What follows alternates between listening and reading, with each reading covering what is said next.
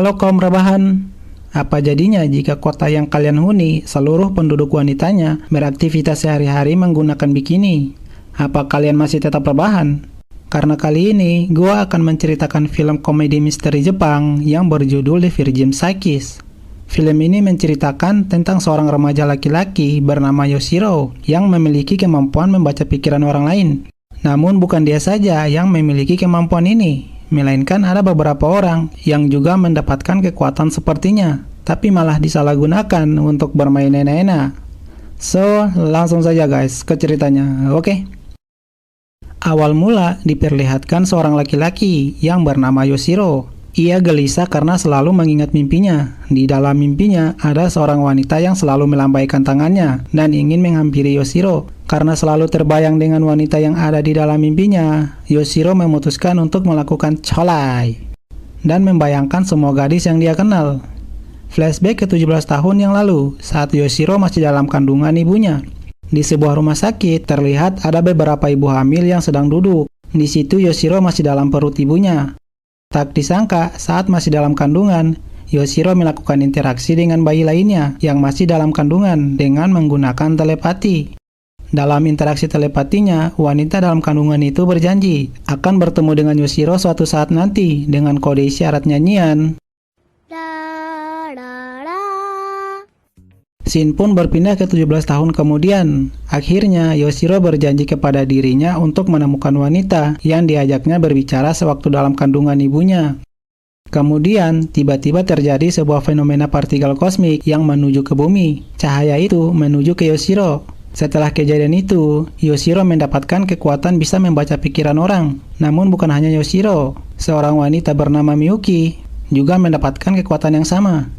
Keesokan harinya di sekolah, Yoshiro sangat bingung karena bisa mendengar isi hati semua orang di sekolah itu. Kemudian, temannya yang bernama Yasu menghampiri dan mengajak Yoshiro ke rumahnya untuk nonton film. Tiba-tiba, pandangan Yasu berpaling ke seorang siswi baru yang bernama Asami.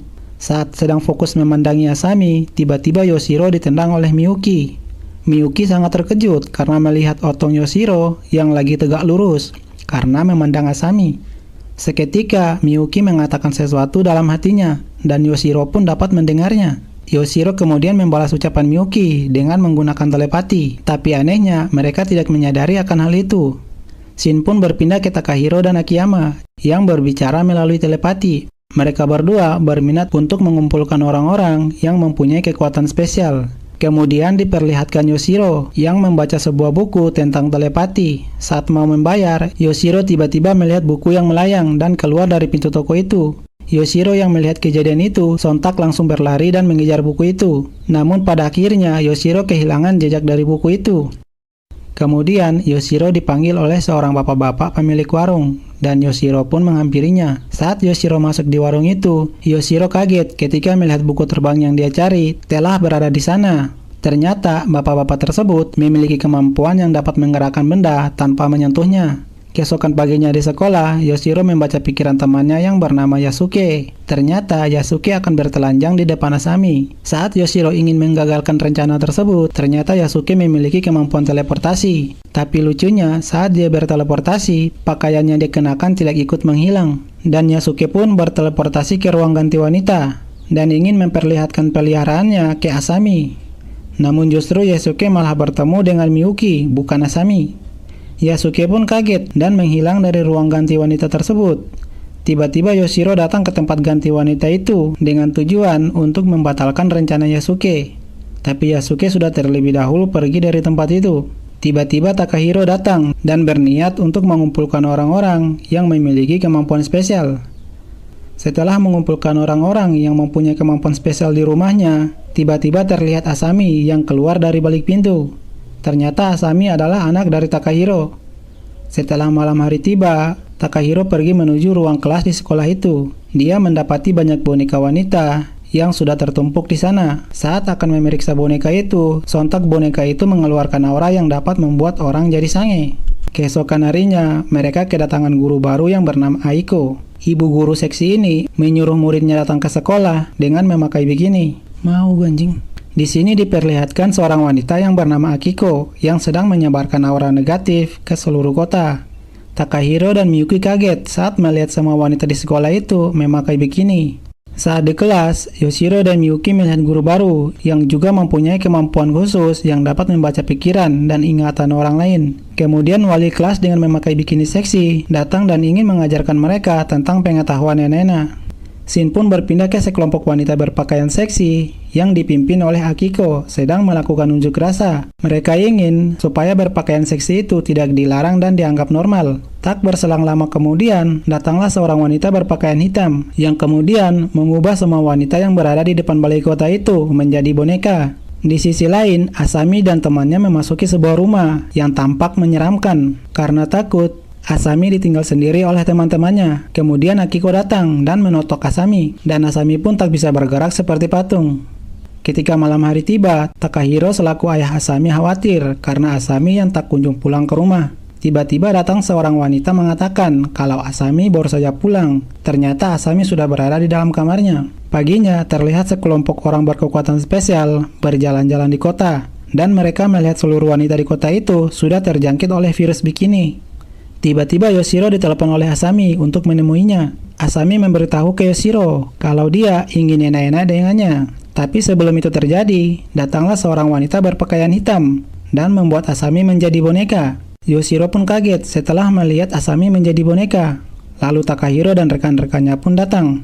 Dan kemudian wanita berpakaian hitam itu menjelaskan ke Takahiro kalau dia bukan Asami yang asli. Itu hanyalah sebuah jelmaan yang menyerupai Asami. Kemudian mereka semua pergi ke balai kota untuk menangkap Akiko karena dialah yang membuat semua ini. Setibanya mereka di ruang balai kota itu, Takahiro dan rekannya kaget karena melihat banyak sekali wanita yang tertidur di ruangan itu. Tiba-tiba terdengar suara Asami. Sontak Takahiro langsung mencari keberadaan Asami. Akhirnya Takahiro dan rekannya berhasil menemukan Asami. Akan tetapi mereka melihat ada 3 Asami di sana.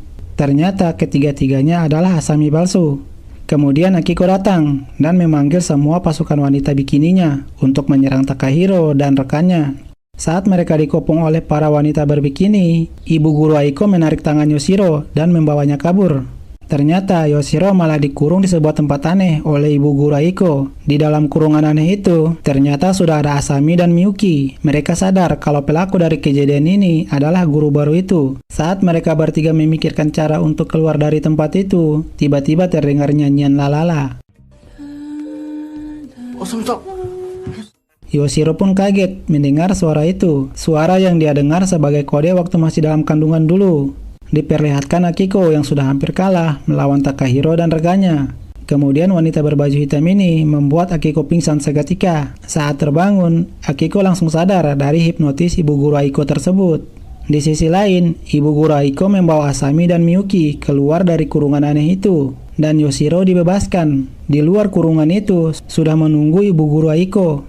Ternyata Aiko melakukan semua ini karena dia suka dengan Yoshiro. Kemudian Yoshiro menemui Asami dan Miyuki yang berlagak seperti anak kecil. Yoshiro yang marah dengan kelakuan Aiko, kemudian mengalahkannya dengan jurus sange. Guru seksi itu pun sadar dan pergi dari tempat itu. Setelah dikalahkannya ibu guru Aiko, akhirnya seluruh orang di kota yang memakai bikini itu pun kembali pulih seperti biasa. Di akhir film, diperlihatkan Yoshiro yang disambut oleh wanita-wanita di sekolahnya karena berhasil mengalahkan ibu guru baru yang seksi itu. Dan cerita pun tamat. Oke guys, kalau kalian suka dengan review gua, tolong like, share, comment, and subscribe ya guys. Mohon bantuannya.